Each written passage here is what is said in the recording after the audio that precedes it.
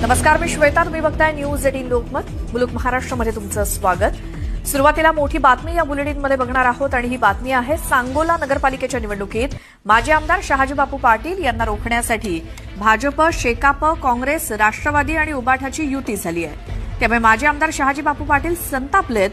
हिडीस किळसवाणी भाजपची ही वागणूक असल्याचं त्यांनी म्हटलंय. भाजपचं असं राजकारण असेल तर महाराष्ट्राची वैभवशाली परंपरा उद्ध्वस्त होईल, अशी टीका शहाजी बापू पाटील यांनी केली.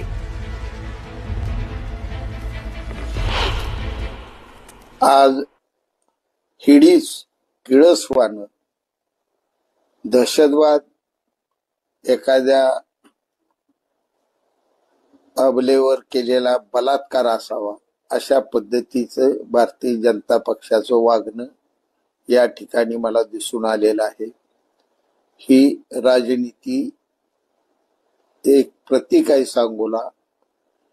अशी जर राजनीती महाराष्ट्रात होणार असेल तर या वैभवशाली राजकारणाच्या महाराष्ट्राच्या परंपरा आहेत त्या थोड्या दिवसात उद्ध्वस्त झालेल्या तुम्हा सर्वांना दिसतील.